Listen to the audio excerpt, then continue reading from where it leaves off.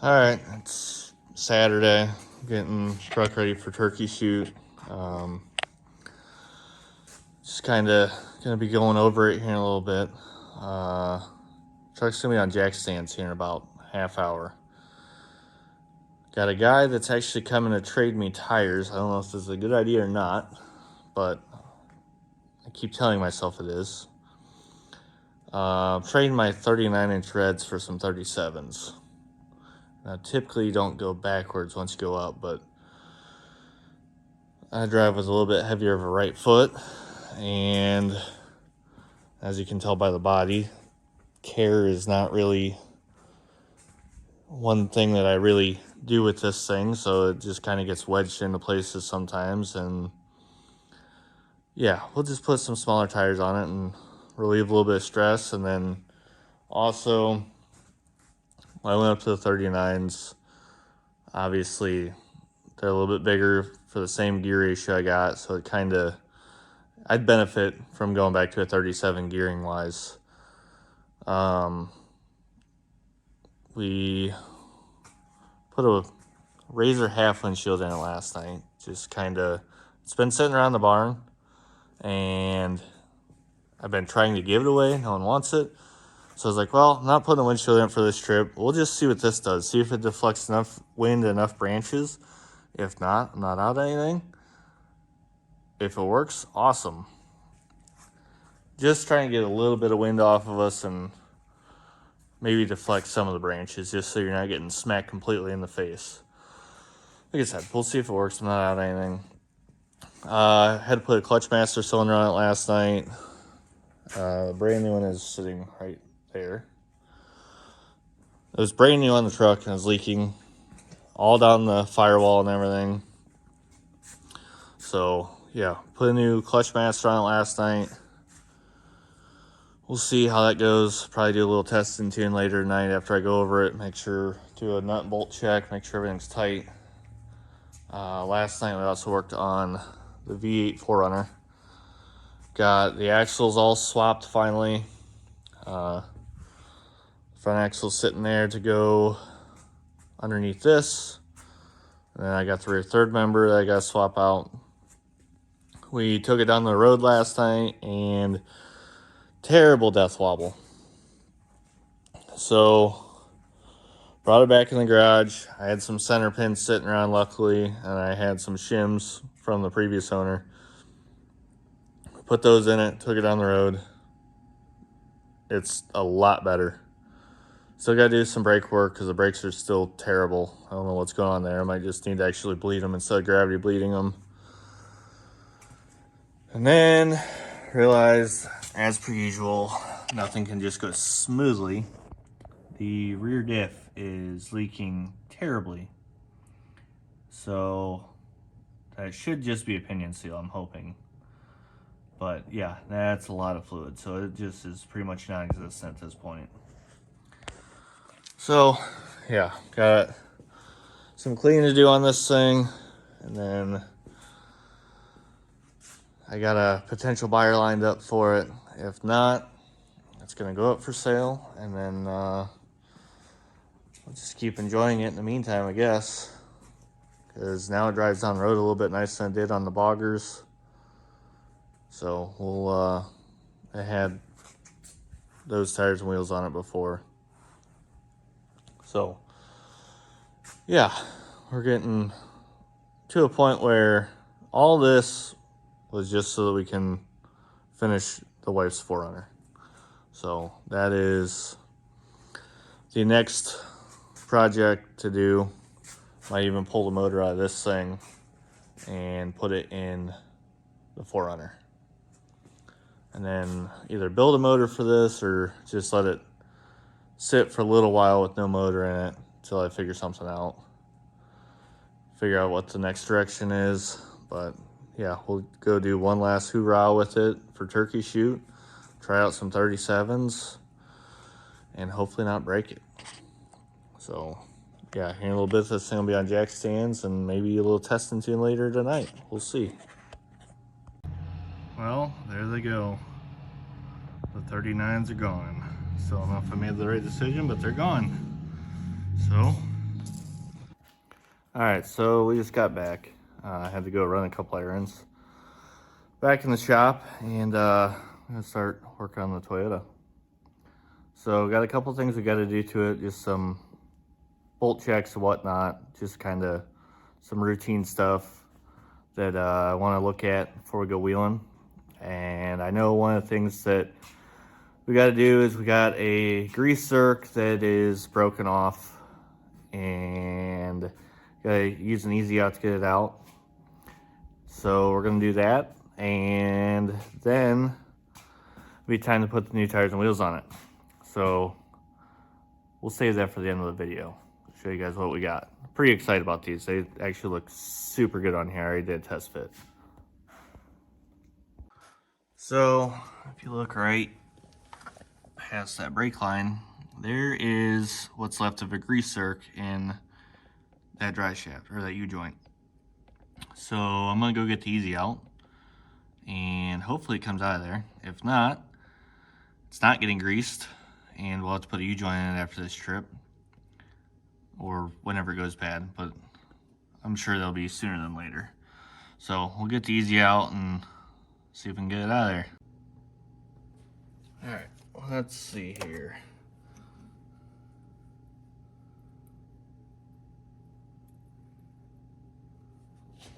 Maybe a little bit smaller.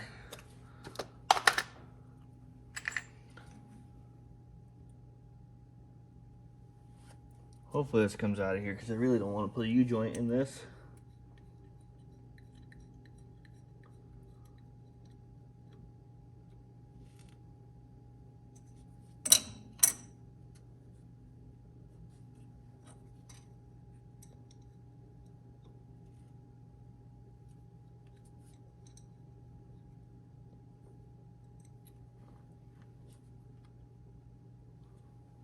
Okay, that one's not working.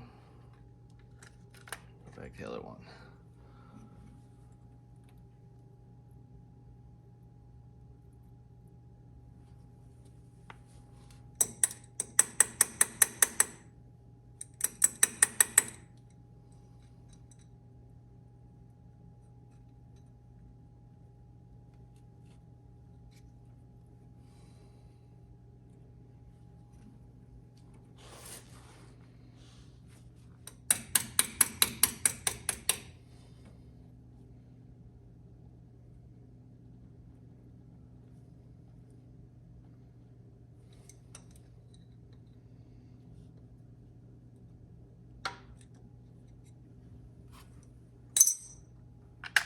Okay, that's not one to come out. So we'll try with a left-hand drill bit. Catch and not break the drill bit, but get the zerk out of there.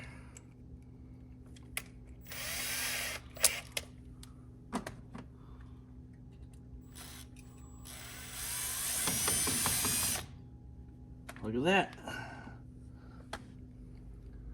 Came out. That was broken off in there because I don't pay attention to what I'm doing, and most likely bashed the drive shaft off a rock and broke the zerk off. So we'll put a new zerk in it.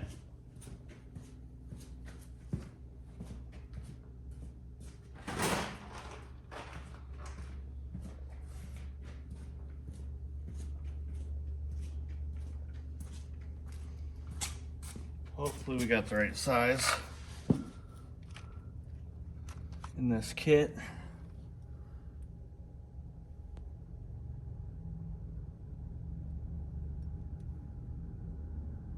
There we go. So, new zerk's in. We will grease that. I got some other stuff I gotta go over and grease. I won't bore you guys with everything, but one of the things I do like to do every trip is grease these slider boxes. I have not had any issues with them. I just keep them greased all the time, and just part of my routine maintenance. Every time I go out, put some grease on them, and yeah, they stay fairly quiet, no issues. So here in a minute, we'll get the tires out and I'll show you guys what we got. So about to show you guys new tires and wheels. I am pretty pumped about these. These actually look way better on the truck than what I thought they would. Yeah, I've always been a fan of the trail gear wheels. They look good on the truck, but these they look killer on there. I'm super pumped about these. Can't wait to see how they do. Well, we'll just show you what they are. So without showing you guys these wheels right away, I don't know if these are something I would have bought, but now that I see them on the truck, I really dig them. So here they are.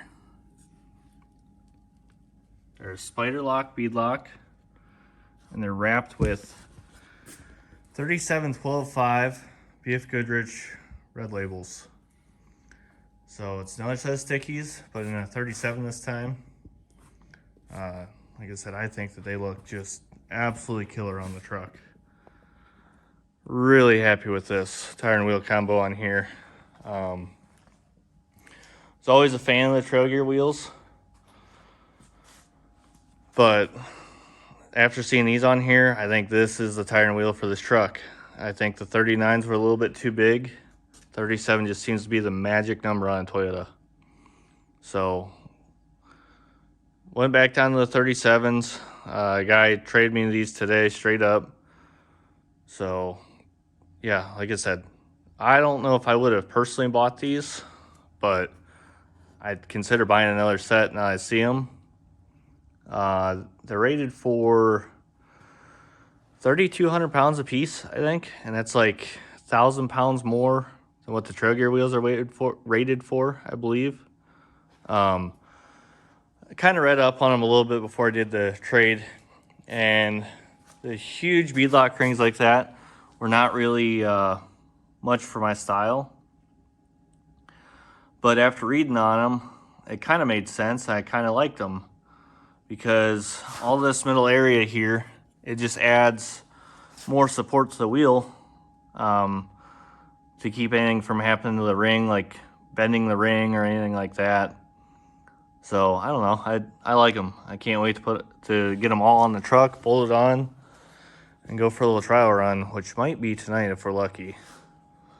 So nothing crazy, just kind of go tinker behind the house. I think we got potential for a geo tracker coming. It's just a shit box my buddy's building for turkey shoot. And then we might have another geo tracker coming, which is Cory's, and that's on Yoda axles and stuff. And then I'm hoping Josh brings his truck out tonight so we can show you that, because that is a neat Toyota and that has a hell of a story behind it. So I'm going to get these all bolted on here, and then I'm going to do a couple little things to it. Then hopefully we'll see you guys here in a little bit, and we'll show you some of the other rides that are showing up. All right, Cory's here. Cory, what year's your Geo? 92 Geo Tracker. It's on Yoda axles, linked front and rear. Just picked up some stickies for it. This is the first trip with them, right? First time driving it with them, right? First time driving with stickies on it. So just kind of doing a little testing tune for this weekend. Fully caged, pretty comfy. So we'll get a better view of this thing once it's outside, hopefully. Got a dead batteries, kind of been messing with some stuff at home.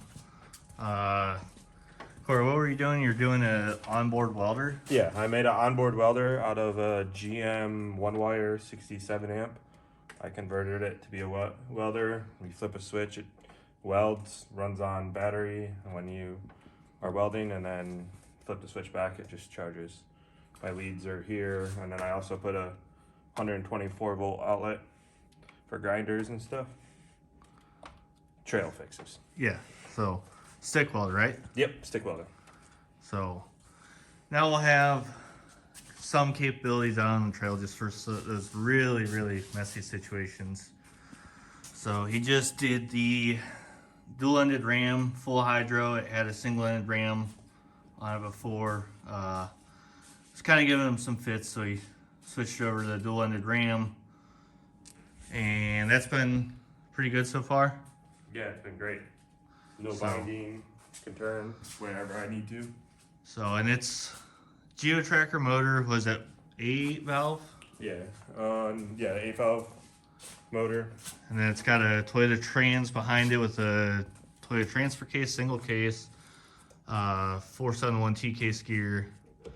So it's mostly Toyota with a little bit Geo, but it works pretty good. So, well, we're gonna get this thing charged up, figure out, and see if it welds here in a minute.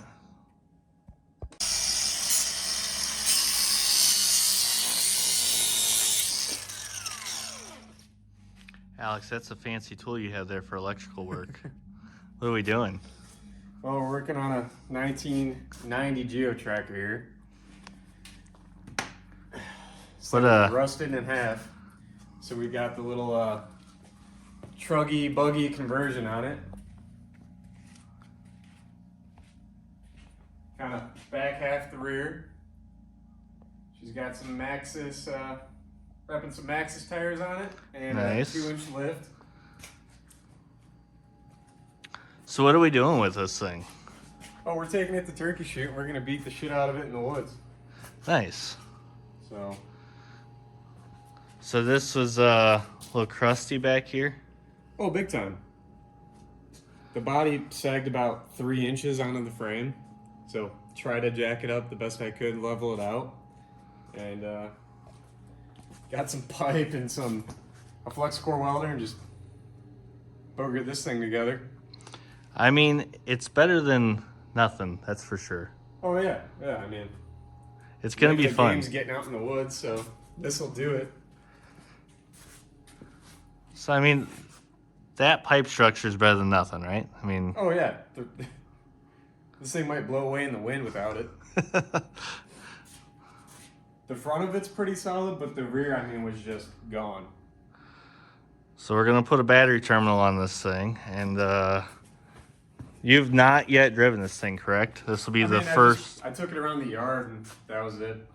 So we're gonna go out for a little test run here in a little bit. Well, test and tune and see what rubs and squeaks or breaks. Cool. Yeah. I think the next person arrives, Josh. So once he gets here, check his truck out, and then yeah, we'll have some fun tonight. All right, Alex, what are we doing? Oh shit! Cory's gonna weld this thing off of his tracker to my tracker. So Stick welder some here. tracker on tracker action is what we're doing. See if it works. So this is the first time. Okay, we got sparkage. Oh, No, it's it's pissed. leaking. Don't look at the light. Ah, that's terrible. Go rev it up. That might be, actually, you know what? Let me at least get, I'll just close my eyes, I guess. Just stare at it. I tried.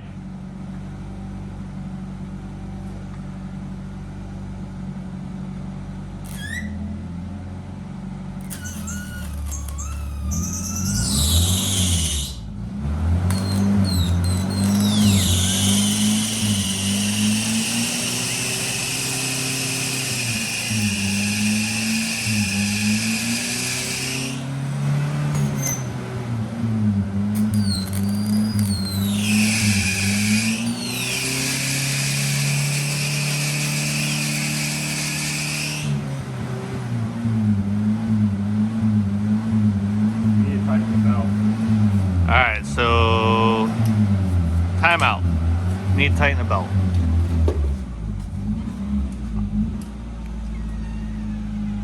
That's ugly, but there's a weld on it so far.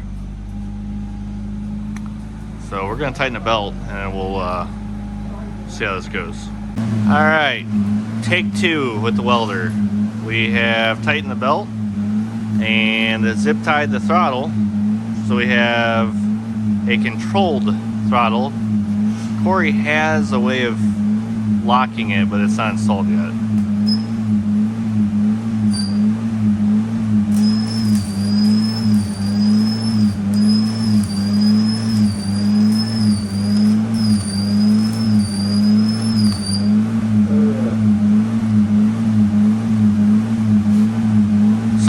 That did better.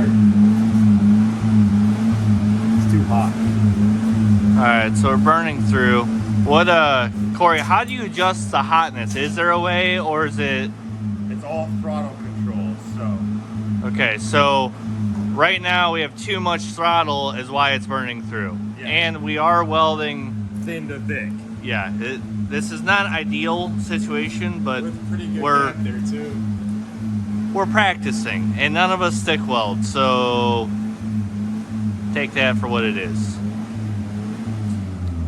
Alex, what do you think of these beautiful welds we're putting down on your Geo? They match the rest of the welds on it. I- Quality. I think you did better than that, at least. Oh, It's just flux core. Be all right. flux the stick. At least the stick will penetrate. I mean, we won't go. We won't get too. Don't zoom in on those, all right? We'll go to this one. This one looks good. That's a nice Here, one. go to the back. These ones are. All right. I'm proud of these ones. Okay. Those aren't bad. Yeah, flux core. We're out here practicing. $1,000, some scrap metal, and a 110 welder. You can make something happen. Hey, No reason not to be in the woods. exactly. This just temporary ride. Well, yeah, when it's drawing power, and then it's, bogging it down, going back up, bogging it down. Well, no, it does it normal. Okay, so we're trying round 3 here.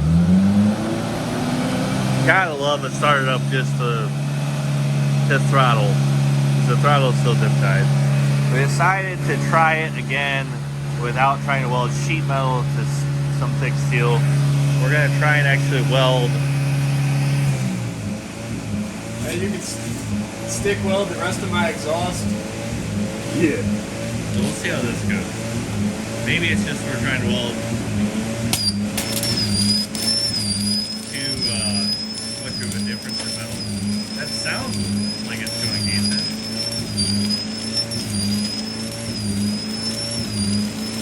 We don't know if Cory actually knows how to stick weld. Nope, I do not.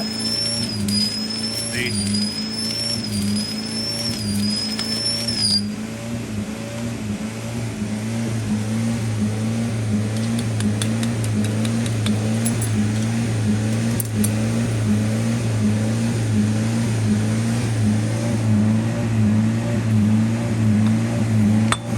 Going back in.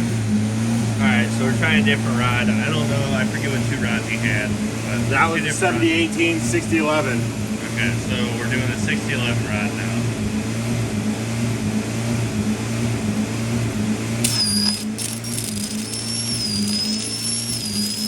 That's burning less It's quite the cranky noise that makes it. It's not like your average stick weld now.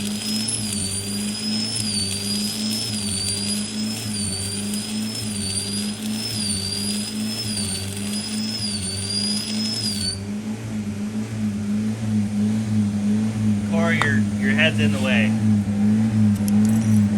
Was that burning better for you, that second rod? Yeah. It seemed a lot more smooth. Oop. I don't know what I'm doing. I'm not videotaping what I'm supposed to be.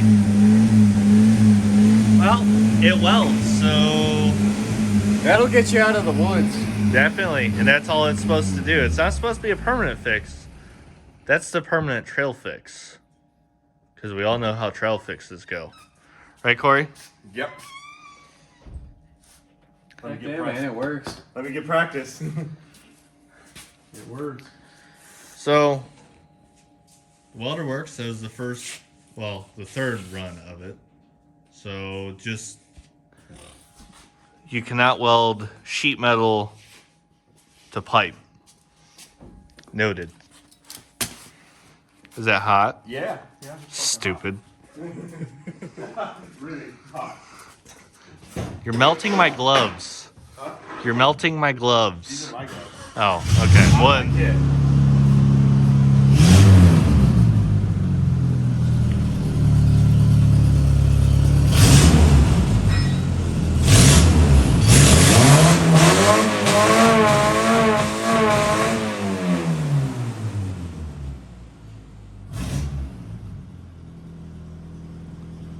okay there's oil in it now. It works. What's the verdict, Doc? It's a I nice need- chipping hammer. I need practice, but it will weld. There's a lot of penetration, so Yeah, it definitely penetrated.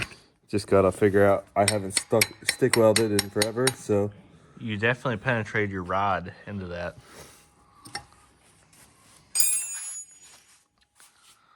Was this the first side? yeah, that was the 7018. That's 6011. Okay, so our verdict so far is it likes the 6011. Let's get Cameron over here, see if he can weld with it. Yeah, none of us are claiming to be good with a stick welder, so let's just get that out of the way now. But it melts two pieces of metal together. So Josh should be here any minute now. Hopefully. My uncle's second, third cousin is great with the stick welder. Can you call him up? Yeah, let me find his number real quick. Okay. Twice removed, maybe? Perfect. Oh, shit. All right, so this is Josh's truck. Say hi, Josh. What's up? So Josh had a little bit of a mishap. When was that? What was the month? I don't remember. It's about a year and a month ago. I think that was in September, right? Yeah, I think so. Last September. So if you can't tell, the paint on the truck is not exactly there. Your lights are on. So Josh's truck actually caught on fire and pretty much burnt to the ground. And we drug it out. He took it home. And this is the resurrection of the truck. It's actually the first time this is the first time I've seen it since the fire. It was crispy.